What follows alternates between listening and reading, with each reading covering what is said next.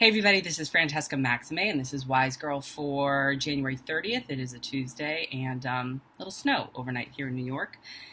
I think it's going to get cold again before it gets warm. Imagine that. Changes. In any case, I wanted to talk today about consciousness and conditioning. Consciousness and conditioning. And I want to let you know that the whole reason for this sort of touch point of discussion was I was talking to some folks who are organizing my college reunion at Harvard, which will be coming up in the spring, and I was asked to kind of be involved in shepherding a project that has to do with a segment that used to be called Grit and Bear It, that had to do more with, I think, resilience in the conventional term, in the conventional vernacular, in terms of how we use the term. And I said, I'm not really down with that philosophy of like hunkering down and bearing through and getting by and, whatever. But I am interested in contributing, if I am invited to talk about how we can look at things differently, shift our perspective so that what it is that we're actually processing or dealing with at any given point in time that may be challenging for us is an opportunity actually to deepen and to widen how we see things and how we relate to things, as opposed to muscle building and growing our biceps or something like that so that we can lift these heavier weights that life has put upon us, So that's kind of the genesis of this, and it may be a little bit longer than a normal Wise Girl, but, you can watch it again. Maybe I'll try to find a way to do it as a podcast. But it's about consciousness and conditioning. And I kind of want to start with this image of the way in which we operate conventionally in the world and how we normally tend to think of things, unless you're already, sort of exploring these issues as I've been over the last few years. Or if you are, are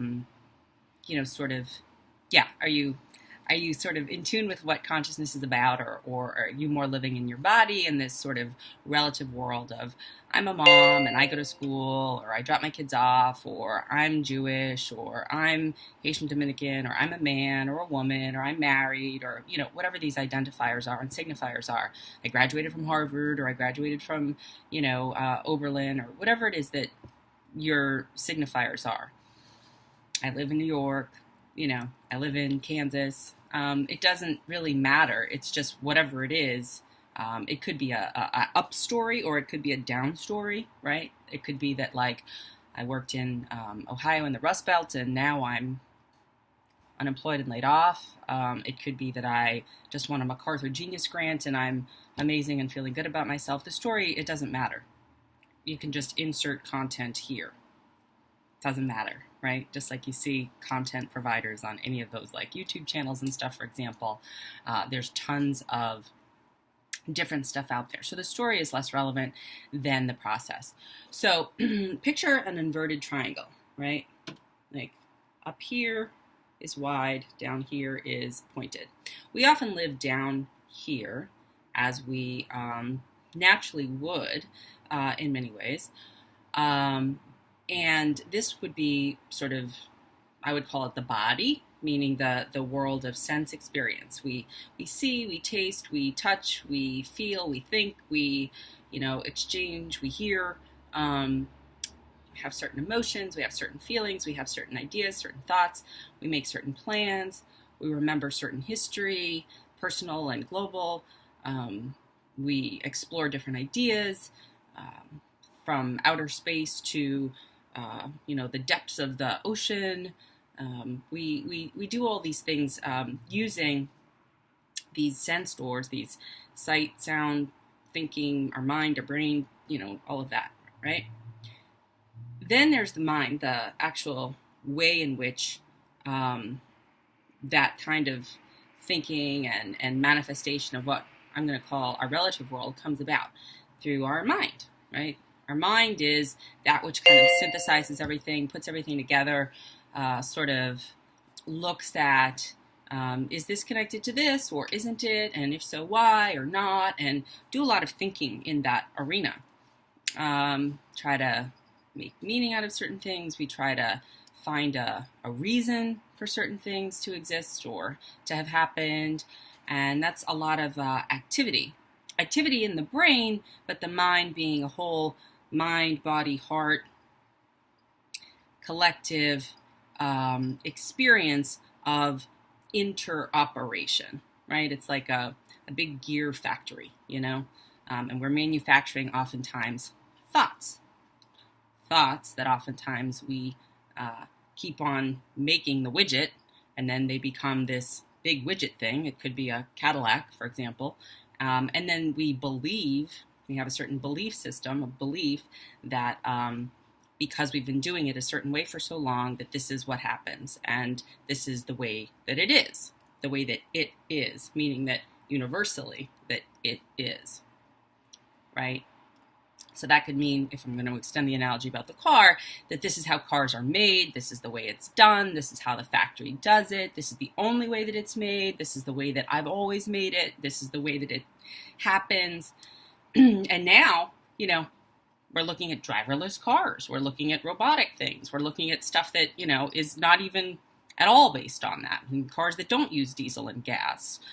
So it's kind of upending. That's what this whole disruption thing is, right? It's sort of upending the way in which mind comes up with beliefs and thoughts that sort of are reified and, as I like to say, calcified, that we anticipate a certain outcome. And that I will call our conditioning. And it could be about something very personal, and often is, something like we have a certain idea about someone or something based on our previous experience, because that's how our brain works and our memory works. And then we fill in the gaps of present moment experiences and anticipate future experiences to be cut from the same cloth, when in fact, there's no proof that they would be, because it's a different time, it's a different person, and it's a different place. For example, and I will use this example because it does sort of pop up. Say there's a 6'5" tall African-American man walking down the street wearing a hoodie, right? And you're walking on the same side of the street. Say you're a white woman. I'm just using very general things here, very well aware of the tropes that are here.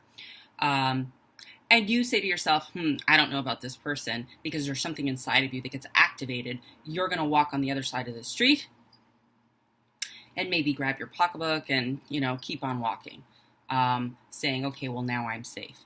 And why would you come up with that? Why does anyone come up with that? I'm not saying everybody does. I'm not saying anyone should. I'm saying, why might that happen?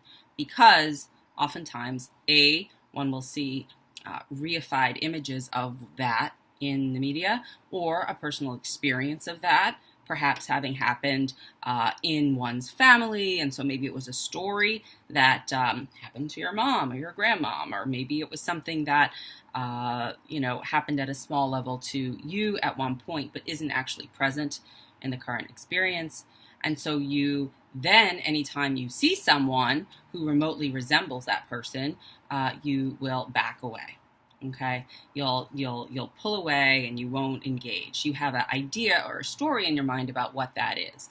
This came up for me the other day when I was asked to let in somebody at my building, and he was someone who looked like he might have been of Arab descent. He was asking to deliver laundry to an apartment in New York City. This is very common. And he had 2 big bags of laundry.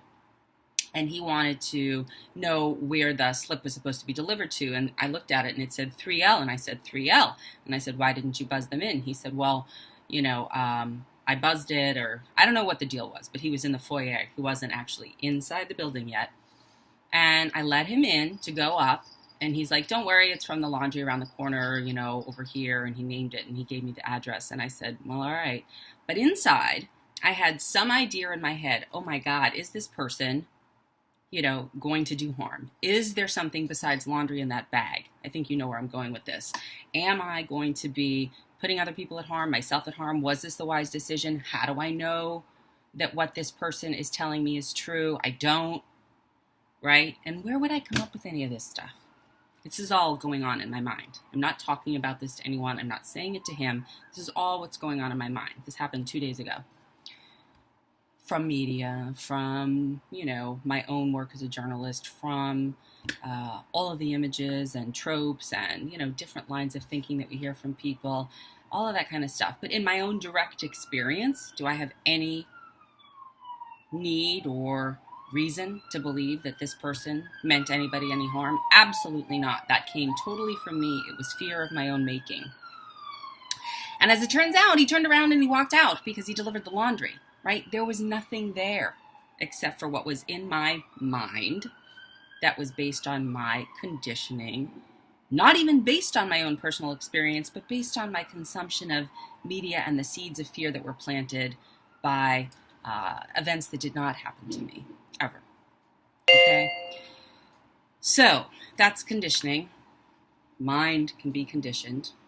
Relative world is the body world, the world in which we live, and then mind is often shaped by our conditioning, meaning that whatever we put our attention on is what grows, and oftentimes the seeds that are planted for us to put our attention on something when we're young are planted very young, and they influence us in ways that we are programmed with a certain kind of software and don't know that as we progress in life, it most often needs to be updated.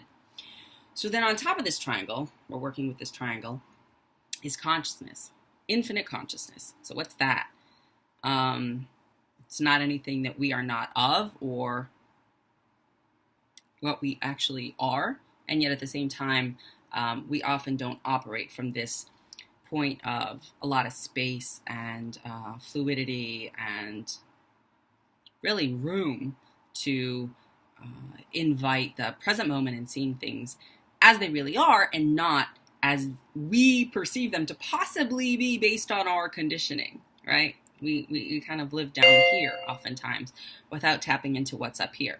This part has no opinion. This part has no bias, no ideas about things that may have happened in the past or may have happened to someone else, or, this part is not based on fear.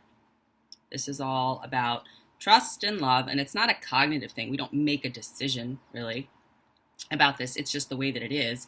But all this stuff, based on our conditioning and based on, what we've been exposed to in life, this all gets, we get contracted and fearful, and then we operate out of this place of, what's going to happen, or, this happened to me when I was a kid, and, whatever.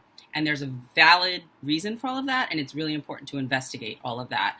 But I'll get to that in a minute. But this other place of consciousness, infinite consciousness, doesn't exist in time.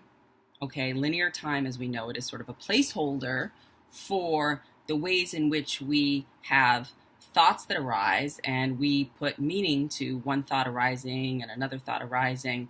And in fact, they are all part of this relative way of looking at the world, because our bodies cannot exist without our minds, which cannot exist without our infinite consciousness, of which everything is.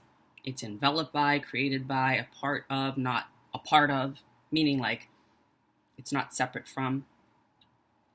So we're always working with this larger sort of carte blanche canvas, right? As well as whatever it is that we are painting on it.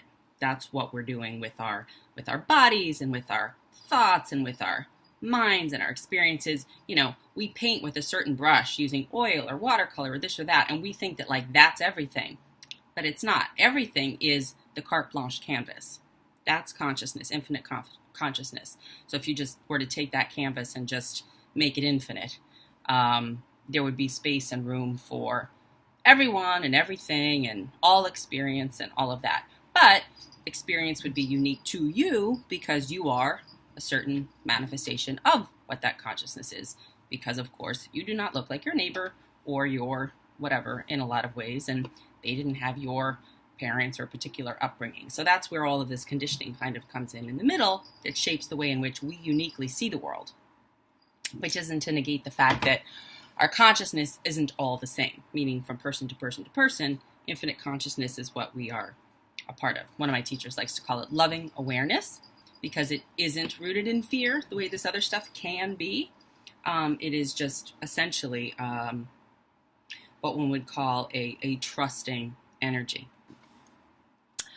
Okay, so both of these exist. It's not an either or. It's just that, we operate out of this, principle a lot of the time, and we can use it to inform our understanding, even though it's sort of ultimately not a full left brain understanding, but it's more of a essential self recognition or being with, which is a little bit more right brain kind of, and somatic, felt bodily sense of our experience of being one with consciousness. It's both. We're not negating one for the other. We're not just exclusively materialists, and we're not just totally blissed out and doing what we call spiritual bypassing, where we say, oh, nothing in the relative world matters, like you don't have to watch your diet, or you don't have to worry about whether or not you drink too much or whatever. No, I'm not saying that at all. I'm saying it's a both and.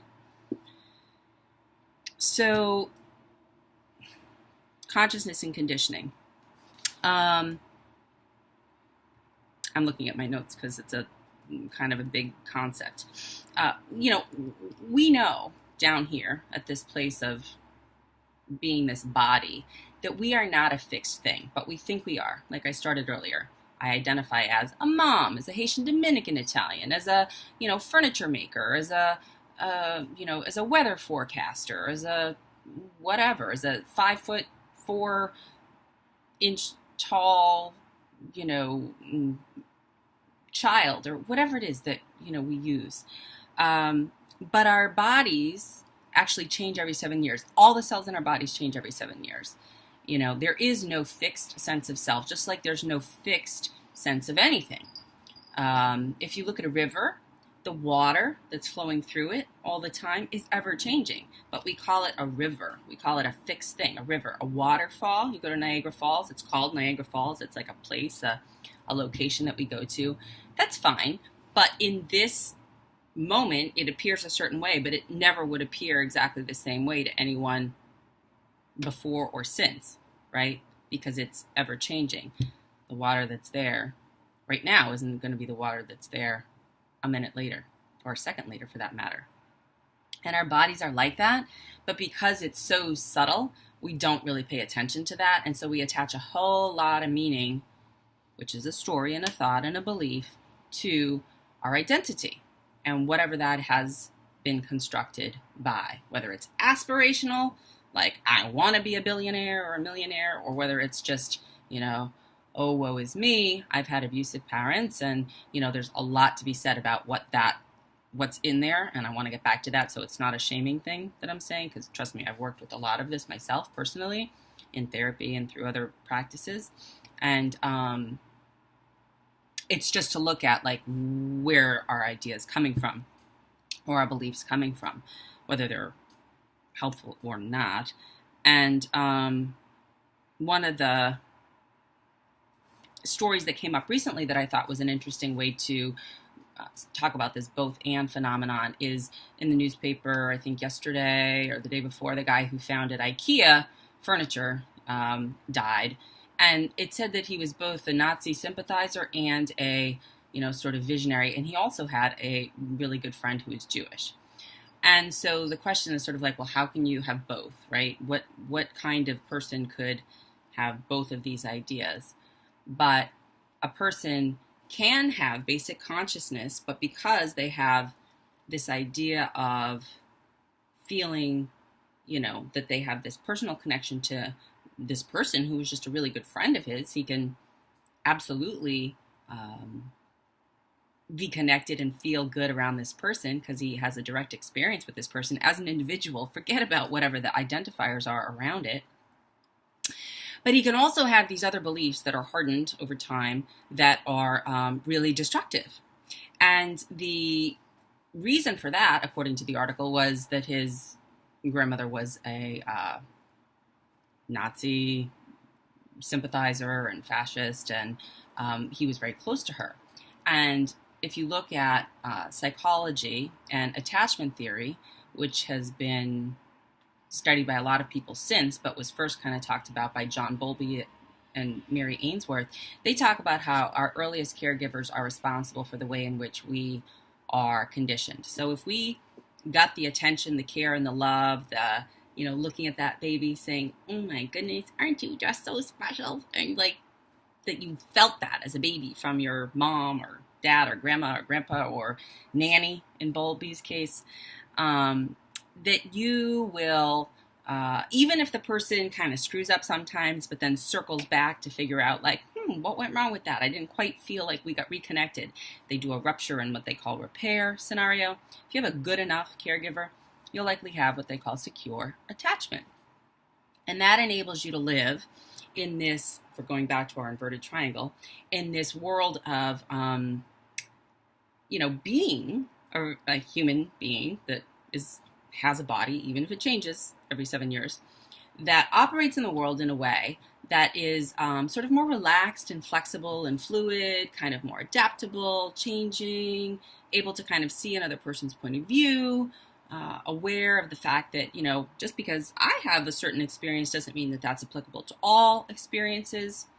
So that person in my earlier analogy may be less inclined to cross the street if they feel like there's somebody, coming toward them that they don't know, but they wouldn't necessarily attach a story to it like, oh, this person might be in for doing me harm because they have a certain race or height or whatever, right?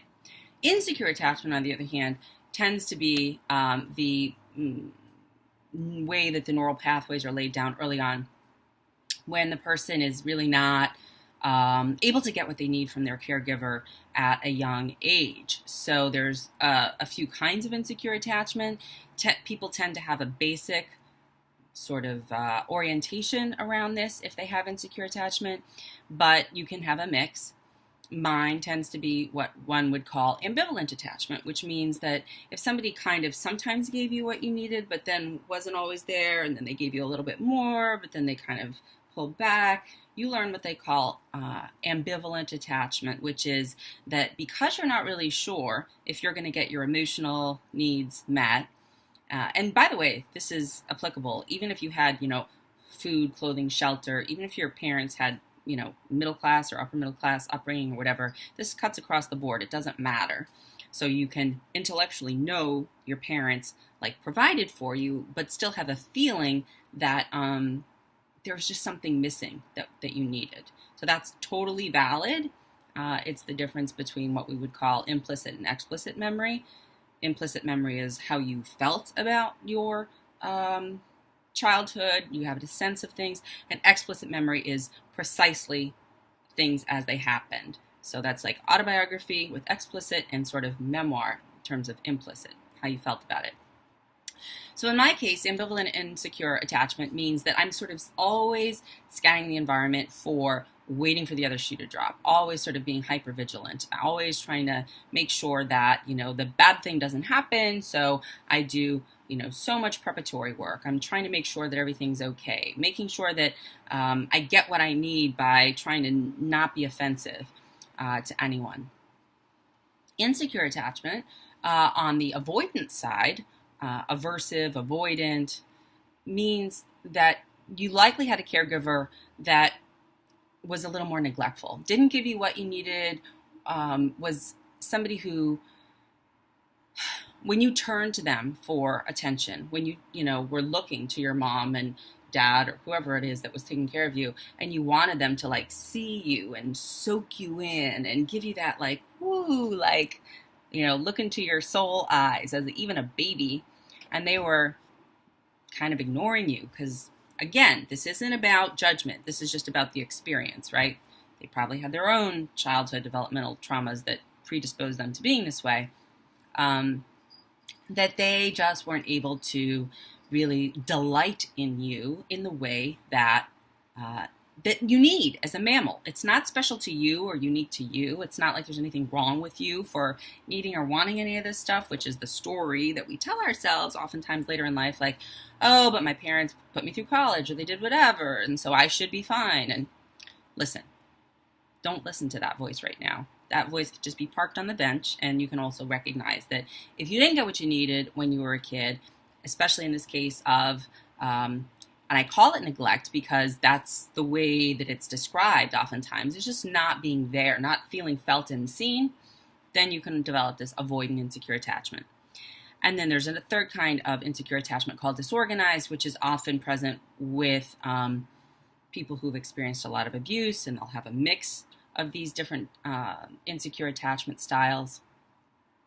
Sometimes being really hypervigilant, and they call it the signal cry. It's always like sort of waiting to go off, or they just might be really withdrawn. And all of this has to do with what we would call our autonomic nervous system, and whether or not we are hyper aroused and or whether or not we're hypo aroused.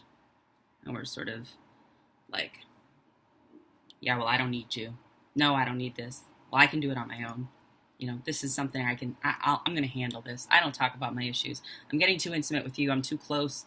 These aren't even words that are expressed. This is just how it presents itself.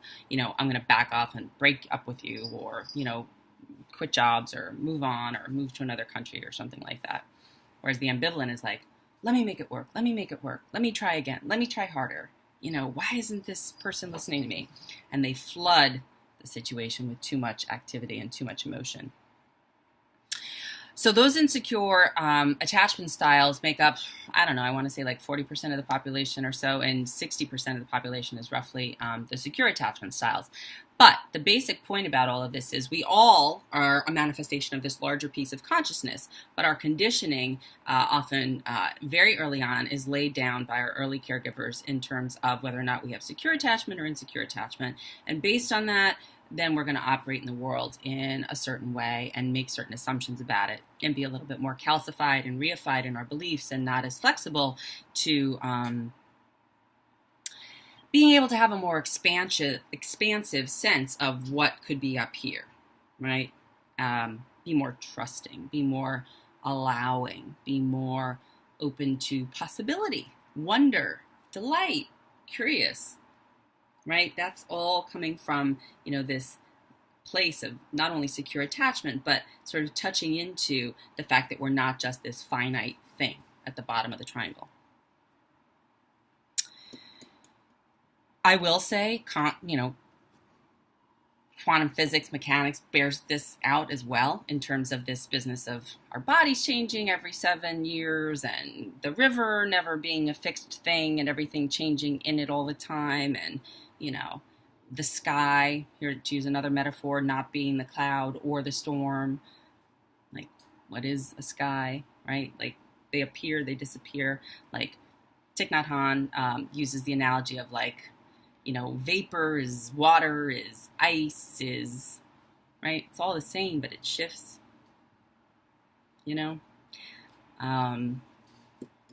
Okay, so when we can tap into our consciousness, when we're aware of the fact that we're not just operating here, maybe you haven't had a felt sense of it yet, although we can do an exercise where we do that.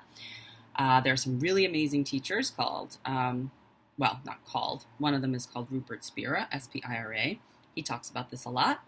They talk about consciousness and does exercises that invite you to be in there. So you can Google him on YouTube and find him and do more of this work with him if you want to get into this sense of it. But you can also do it if you go to the Grand Canyon and just sort of take in the wonder of that. And that'll begin to tap into that energy, as opposed to just this small sense of self where we're like, when you have a shift in your perspective, which is the reason why I'm doing this video, and I'm trying to share that, like, we're not just this thing that's down here. When you have a shift in your perspective to include this larger infinite space, then you can bring what one would call awareness into your daily life, which one might call mindfulness, awareness, loving awareness. You could call it something as simple as agency or choice, choiceful awareness. Because there's a lot of conversations out there about, like, well, you made the choice to do this, or everything has consequences, you should have known better, or blah, blah, blah. Well, guess what? If you don't have awareness and you're not tapped into consciousness, you don't really have choice or agency. You're operating off of the software program that was laid down early on by your early childhood caregivers and your conditioned self. And oftentimes, if you're insecurely attached, You're going to have certain programming that's running that's not ultimately very satisfying or happy making to you or to other people, and you'll repeat the same patterns over and over, like the Pavlov's dog, scenario, repetition compulsion, if you want to use Freud's term, where you end up always sort of finding yourself in this situation that's very familiar, because again, this is how the computer of you was programmed, but it doesn't have to be. You need to update the software. So when we get into this place of awareness, then we have choice, right? You go to this place of self-investigation. So let's go back to my analogy about the other day when I had this person in my building who wanted to deliver the laundry, and I was like, oh my God, maybe he's here to do harm. In my mind, I sat there and I looked at it and I'm like, well, how do I know? How do I know? Is there any substantial proof or reason based on my own experience that this might actually be what the outcome is? No. Do I have any, feeling about this that, is rooted in a truth that I can verify? No. Is there the possibility that this person is just here to deliver the laundry? Absolutely. So then I have a choice, right? Then I can look at this. I can create some space because I'm tapping into this ability to do something that we call mentalizing, or, it's the way in which we can observe our own internal dialogue with ourselves. And then I can insert a wise, discerning action, as opposed to this contracted, fearful reaction.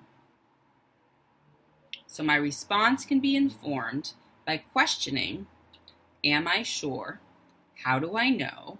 Is this true? And interrogating this mid-level of conditioning. And even if we have secure attachment, we're conditioned by society and culture and, the religious stuff that we might have grown up with, or our school environment, or whatever. So even if you have secure attachment, you may not have as much negative self-talk, but you're also programmed in a certain way just because we're born into this world as human beings, and we're born into a certain system or a certain country or a certain part of the country or a certain family system or whatever that has certain ways of operating, or religion or whatever that has certain beliefs or ideas. So our job is to interrogate whatever that conditioning is. In this case, this reaction, this sort of idea, really just an idea, a thought, only a thought. Thoughts always change, they come and go, but we cling to them and we believe them, so they become hardened and calcified, and then that's when we get really rigid, and that's when we get into trouble. That's the extremism that we see everywhere that's rooted in fear, but doesn't have to be. All the wars are started from fear. This is the genesis of all the problems we have in our families as well as in the world. So that's why we want to keep on digging down. We want to be the excavator of all of this crap in terms of, where did this come from? Why do I think this way? Is this even true? Are you sure? That's the fundamental question, really, if you want to know. And then we can have a wise response, one that creates more space so that we can move more fluidly. And then the more that we do this, the more that we see, like, hey, acting in fear with contracted responses begets more situations in which I will continue to feel fearful and contracted. Acting in trust and allowing and creating space and opening up creates more resting and loving awareness, being more in a trusting way, having more fluidity. My body doesn't feel as tight. Where did my fibromyalgia go? I don't know. I wouldn't go that far perhaps, but it opens up a whole new set of possibilities for how we operate in life, right? Because this is not about self-improvement. It's about learning to recognize our programming so we can relate to things differently. Because we are all going to die. This is nothing that we know to be untrue, and yet we live like we're going to act like we can do whatever we want forever. So the whole point of bringing awareness and consciousness down into this part of it, right? This consciousness, big part up here, into our finite, sort of mind's experience of what it's like to operate in this relative world. The whole point of all of this is to be able to live with a sense of ease, live with a sense of being able to relate to things in a way that is flexible and adaptable, because we will never, ever be able to change what's happening on the outside. We want to do it. That's called control. It comes from fear. We think that we have the capacity to do it, which is our stubborn, reified conditioning around, thinking that we're omnipotent. You could call it the ego to say, if I try hard enough, if I do it differently, nobody's going to suffer and die. I'm going to be able to protect all the people that I love. I'm going to be able to make my way to the top of the heap. I'm going to be able to amass my millions of dollars and get my PhDs and do all these amazing things.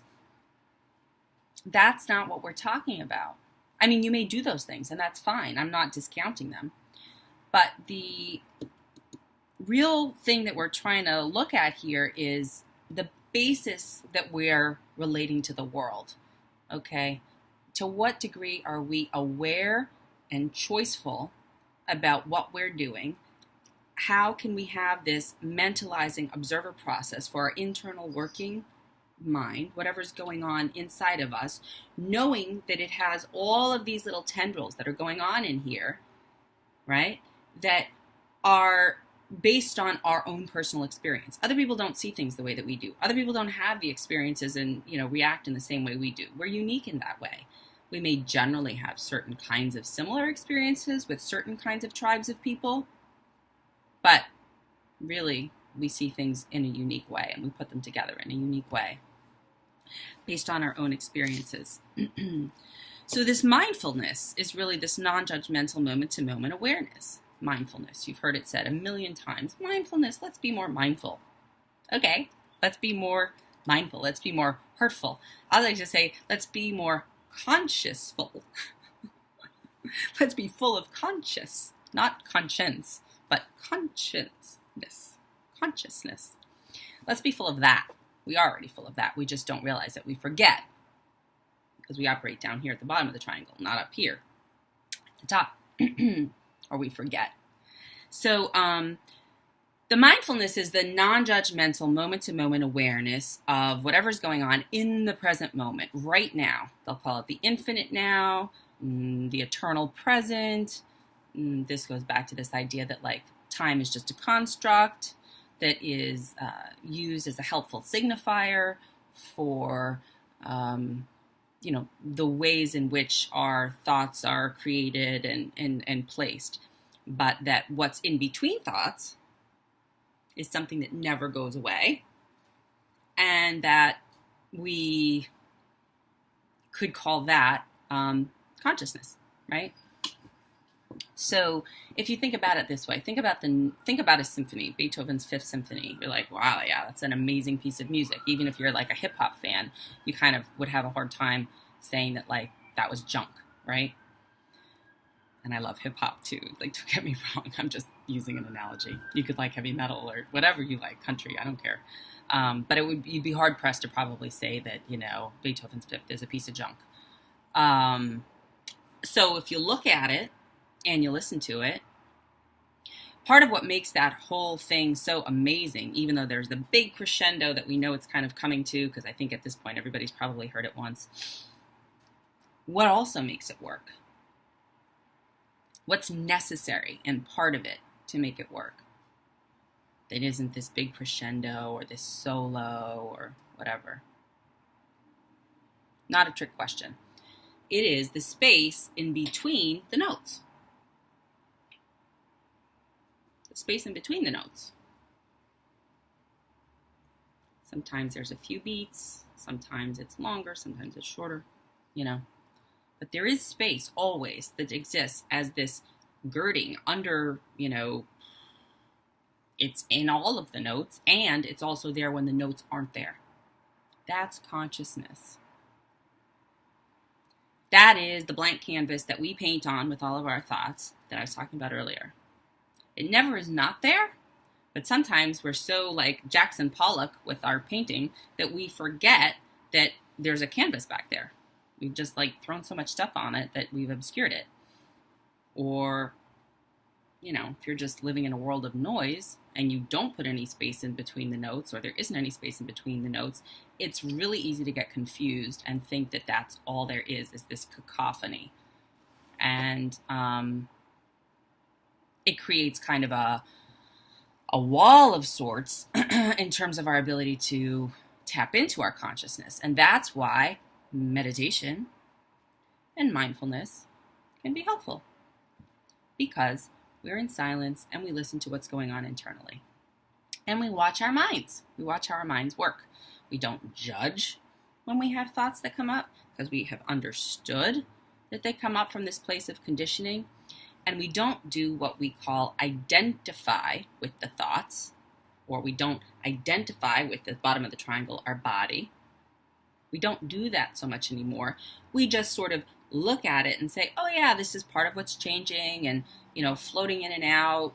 I don't have the microscope right now to see it at such a subtle level to recognize that, oh, the cells in my body are changing, and in 7 years, I won't be the person that I was today on January 30th, 2018, if I'm still alive. Of course we don't think that way on a normal, regular basis, but that's the way it is.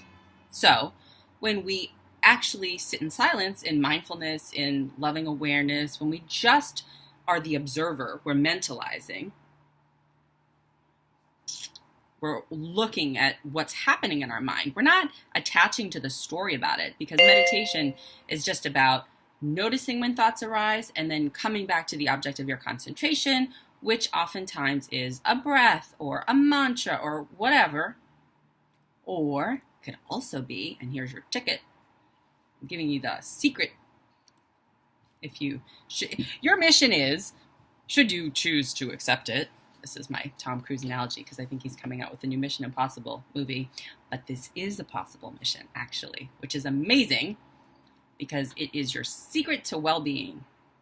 And I'll say this because I have experienced this for me to be true, but you'll have to find out for yourself if you want to try it. This is by no means anything that I can say is an edict, because it can only be experienced by you. But you can sort of try to follow these guidelines or outlines or whatever it is, and see if it's a way that might awaken this for you, this consciousness or whatever. The other way, if you don't want to just do a breath meditation or a mantra meditation or a body scan sensation meditation or that kind of a thing, you can sit in what they would call open awareness. Open awareness. So let's do this for about 30 seconds or a minute, just because I want to give you a flavor for it. Close your eyes. Take a deep breath.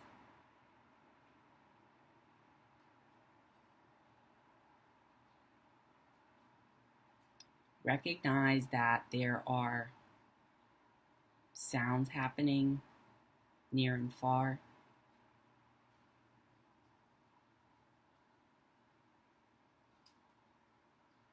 That they come and go. In my case, I'm hearing cars driving by and a bird, dripping rain.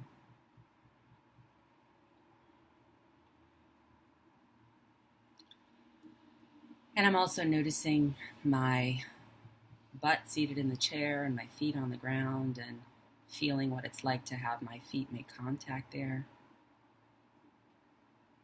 And noticing that there's sort of an awareness of my environment, that, my cats are sort of behind me somewhere doing whatever craziness they're doing, that I'm sitting here talking to you right now.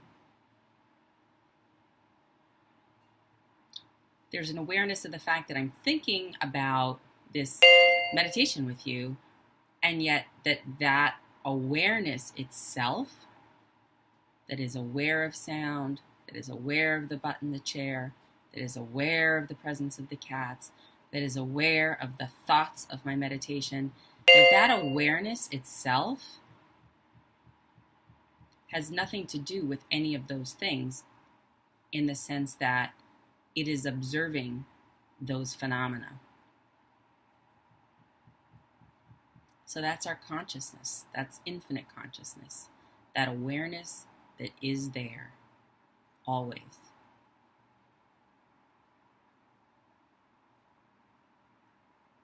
Never leaves us.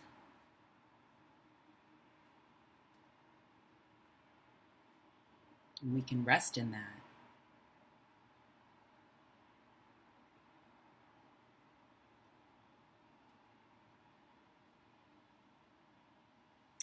I'm going to bring us back to talking more about this teaching. And so the problem oftentimes with forgetting that we have this larger container, this whole, it's not even a container because it's infinite, this larger infinite consciousness, this whole canvas, the space in between the notes in the symphony. The problem with forgetting that that's there in the background, in the backdrop, that that's actually who we are and what we're made of. The problem with that is that we take everything really seriously, and we personalize everything, and we identify with stuff that we do not have to pick up.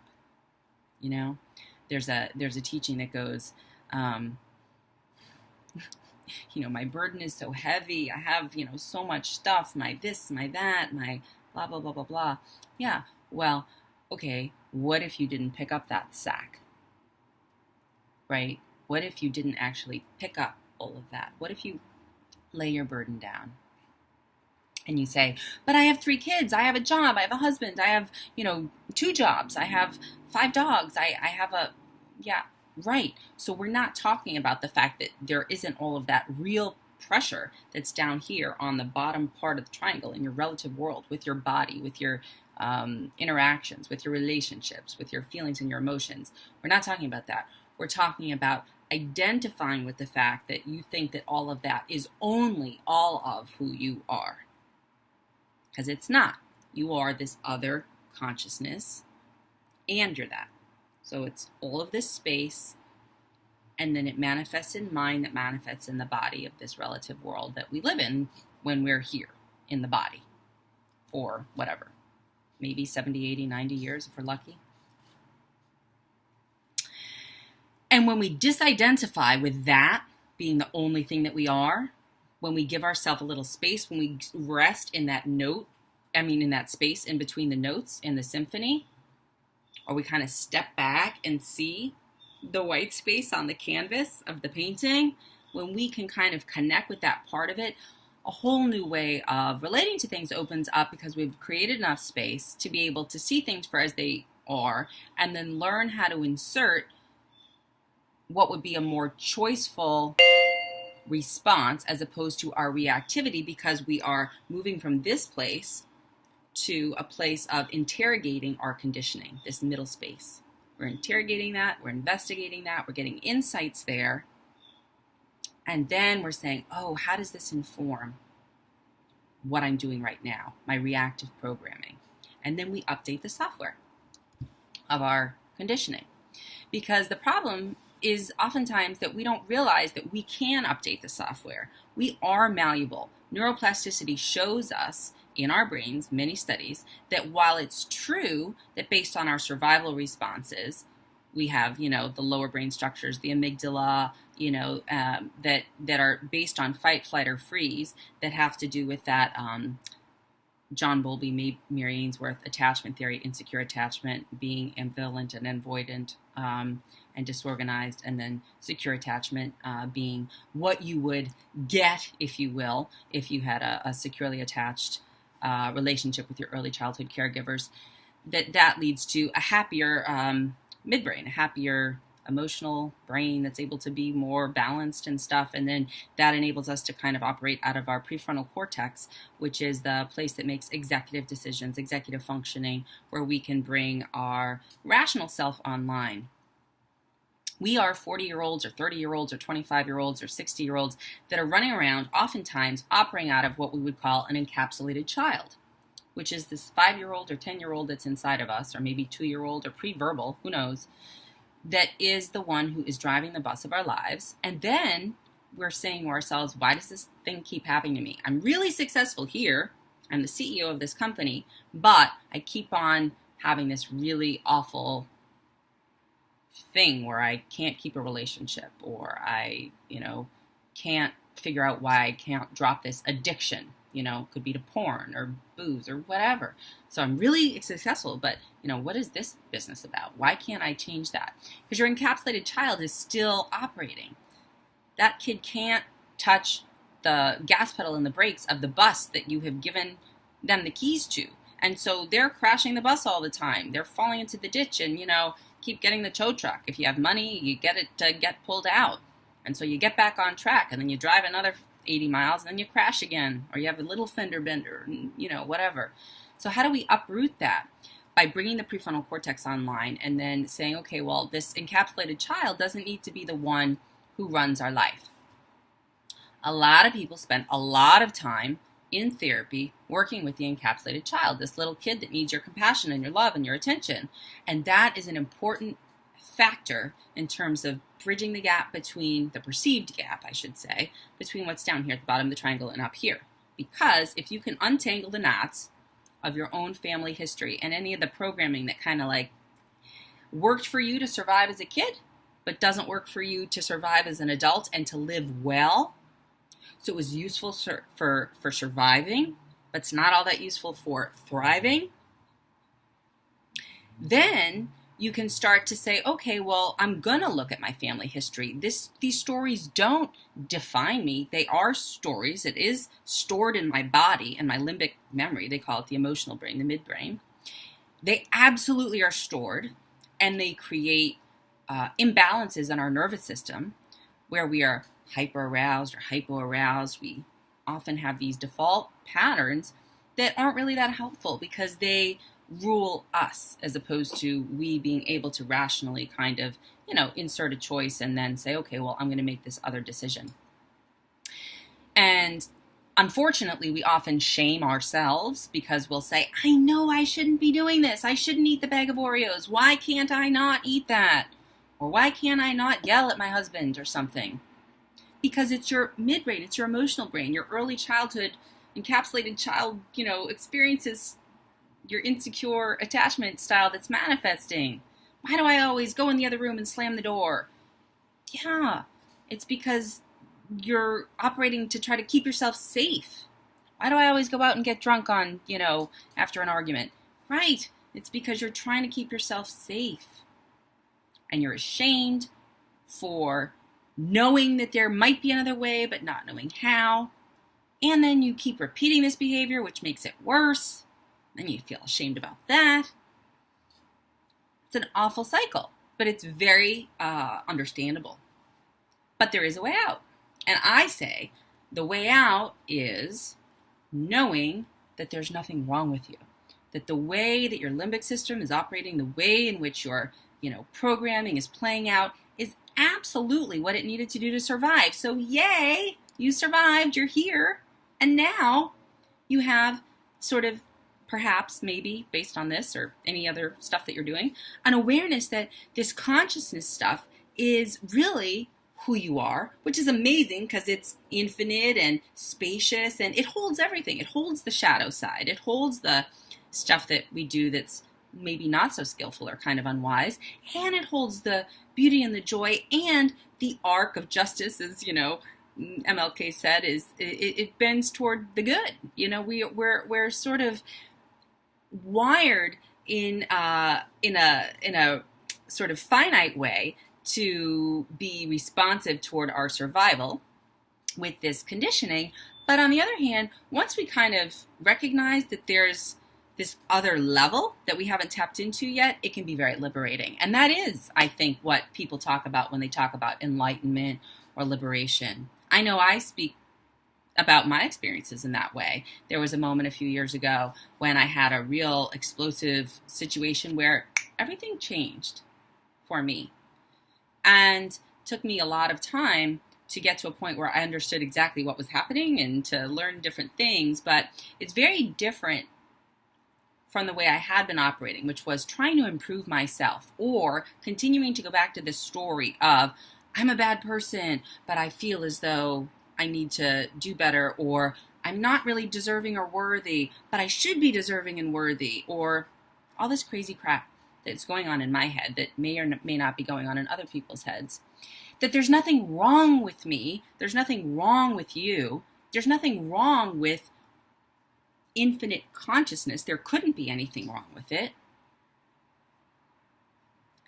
And so to recognize that if we disidentify from our conditioning, we can start to look at it with more objectivity, see how it has been programmed in us and how we react to things, learn skills of responding better by creating space, which may be taking 3 breaths. It may be, an emotion, by the way, rises and falls in 90 seconds. So if you're more fearful of the emotion, take heart.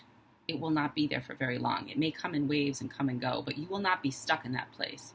So if you can keep yourself from sending that nasty email or, eating that bag of cookies, give it a couple minutes. You'd be surprised. It may kind of pass through you, which is what, these energies want to do. That there's nothing wrong with you. So your conditioning can be uprooted. And once that string of your life that's all knotted up with stuff begins to get untangled, you can use that cord for anything. You don't have to be stuck with this ball of yarn that sits in the corner, of your life that's kind of collecting dust, which frankly, as I think, even though we try really hard, a lot of us are the walking dead. We're sort of operating on automatic pilot. This is about reconnecting with our essential self. I know it sounds kind of hokey, but when you're looking at the ocean, you're looking at the Grand Canyon, you're looking at a starry night, you're looking at a beautiful piece of artwork that moves you, you are petting your dog or cat, you're looking into your lover's eyes, you may have just made love, that there's an essential part of you that is not tied to all this ugh feeling.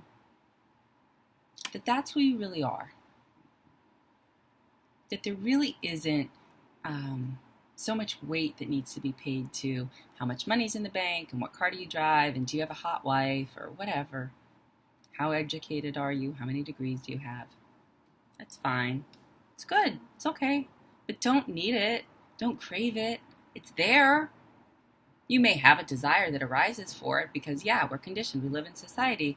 But know that there's also this other part of you that can be happy with the simplest of things, with just appreciating what it is that's out there.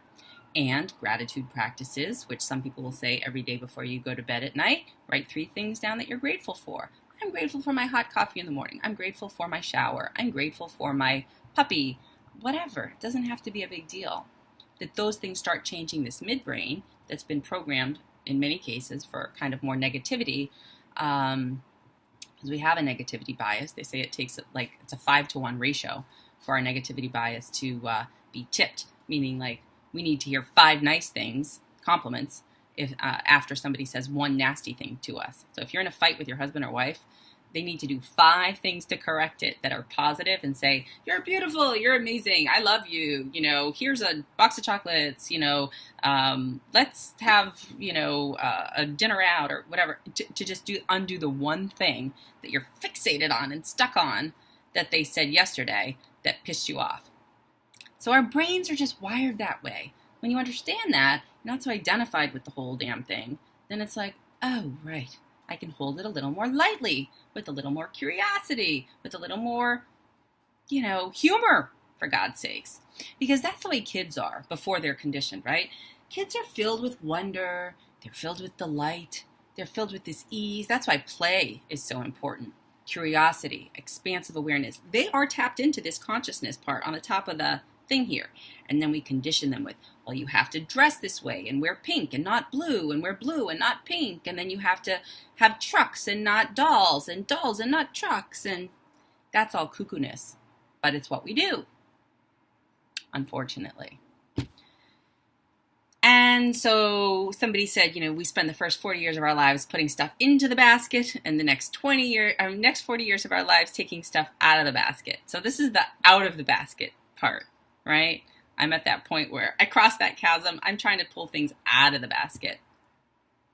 Because the basket is the consciousness. It's just empty of anything, right? It's just, I mean, there is no, it's a bad analogy because a basket it's a container, and consciousness is not a container. It's just infinite space, for lack of a better word. But anything and everything exists as a manifestation of it. Everything you know. Some people, like Anne Lamott says, my mind is like a bad neighborhood. I can't go there alone. They're so attached to their thoughts. I know I was. And feelings and emotions. Oh, I'm a terrible person. Oh, I did this terrible thing. Oh, I'm not worthy of love. Oh, they're not going to want me. Oh, I'm not going to get a promotion. Oh, I'm going to get kicked out of this or whatever. Even if I never said any of these things to anyone. But that sets you up for then having those things happen, by the way. Which is why if you see some people who practice positive neuroplasticity, or even people who are a little Pollyanna, you're like, wow, they're always happy. Why do good things always happen to them and not me? Well, maybe because they're inviting them in, right? We're also building up our ability and our desire to receive and not always be so hypervigilant and, have so much anxiety.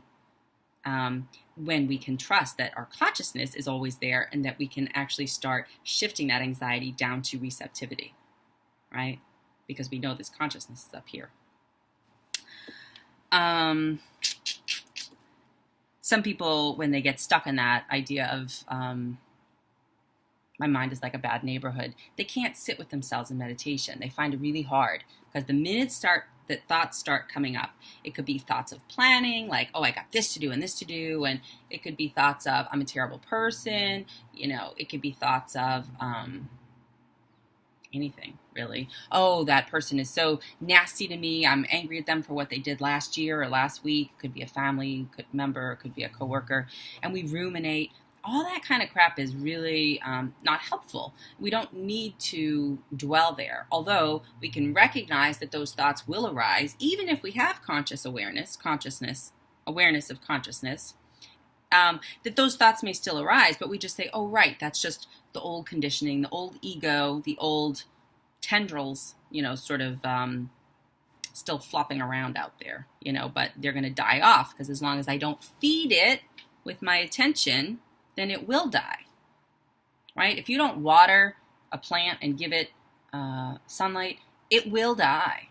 And if you do water this other plant and give it sunshine, it will grow. So you want to grow the good one.